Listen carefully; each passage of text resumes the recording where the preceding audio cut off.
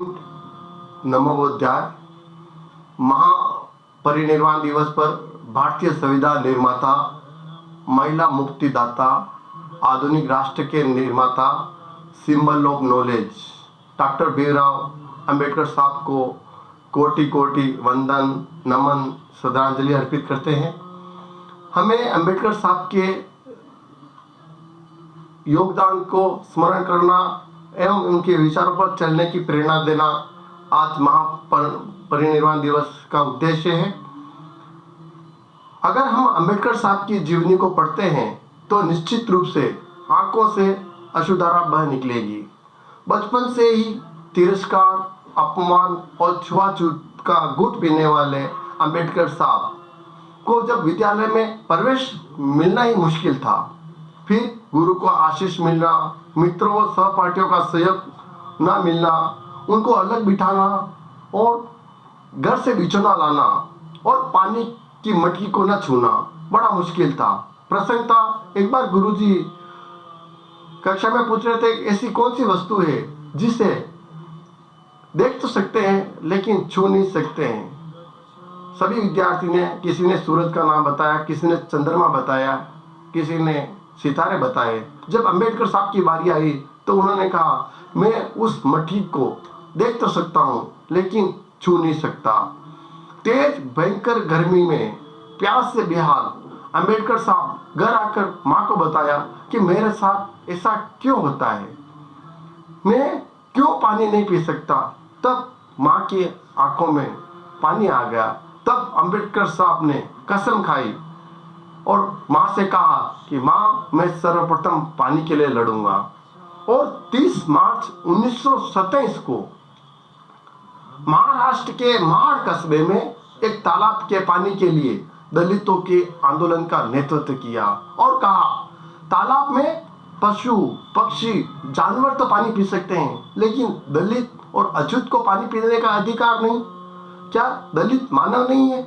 क्या दलित अछूत जानवरों से भी बुरे हैं? और उन्हें उस आंदोलन में सफलता मिली। तब उन्होंने कहा कि हम उस तालाब से पानी पीने नहीं जा रहे हैं, बल्कि यह कहना चाह रहे हैं कि हम सभी भी अन्य लोगों की तरह मानव हैं, इंसान हैं। अमेरिका में 3 साल में अर्थशास्त्र, समाजशास्त्र, दर्शन शास्त्र, इतिहास सभी विषयों में 30 कोर्स करने वाले एशिया के पहले व्यक्ति डॉक्टर अंबेडकर बने। जब पुनः पेट के समय एक बार गांधी जी के प्रशंसकों ने बताया कि उनके पास तन ढकने को कपड़े नहीं है, पहनने को कपड़े नहीं है, तो गांधी जी ने अपने कपड़े त्याग दिए। और पुनः पेट के दौरान उन्होंने गांधी जी पर अहंकारपूर्ण शब्दों में कहा, अंबेडकर क्या समाज की सेवा करेंगे, क्या समाज का उद्धार करेंगे, ये खुद शुद्ध बुद्ध में रहते हैं।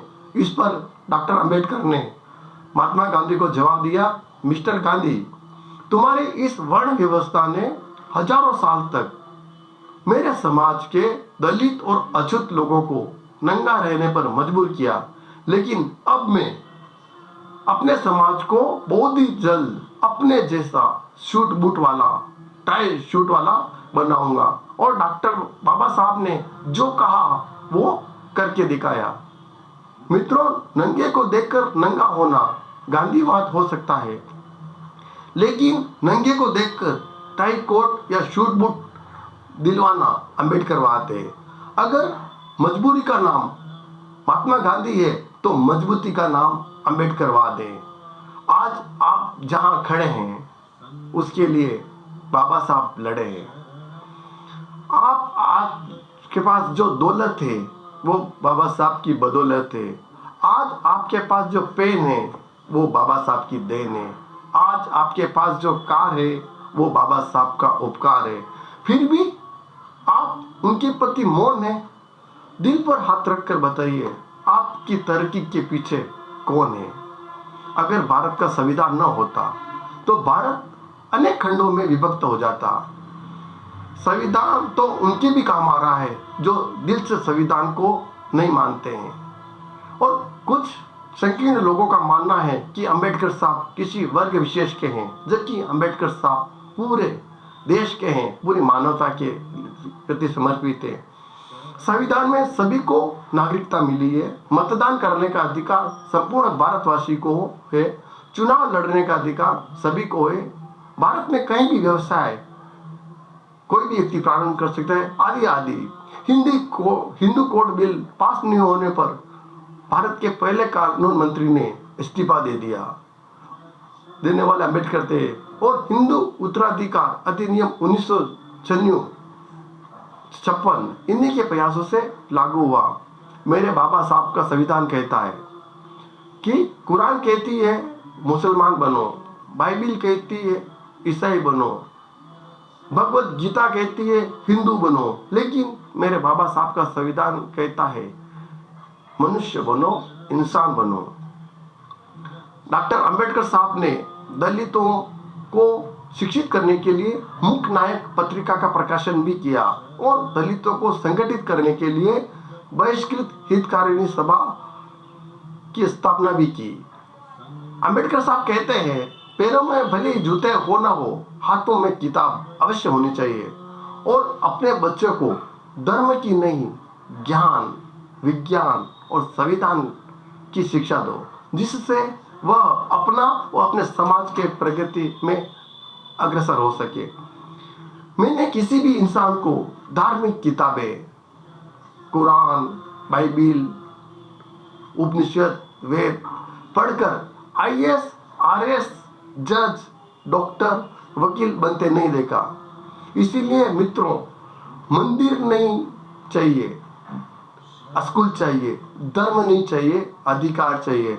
और इंसान को मारकर धर्म की रक्षा करने से अच्छा है धर्म को मारकर इंसान की रक्षा की जाए, क्योंकि इंसानियत ही सबसे बड़ा धर्म है।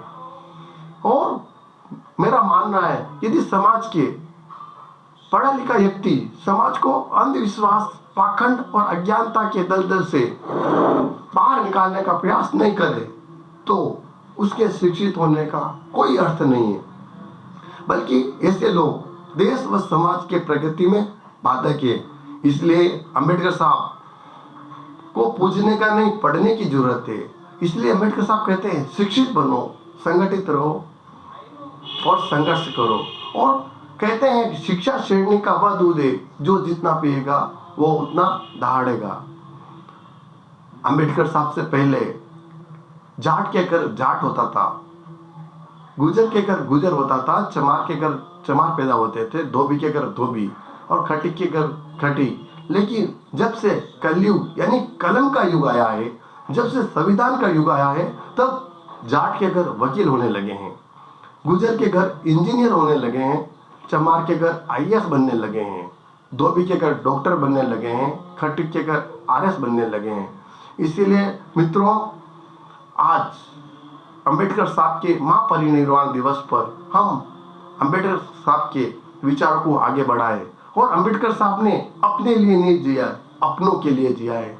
इन्हीं विचारों के साथ भूपेंद्र कुमार रेगर, जय भीम, जय भारत, जय संविधान।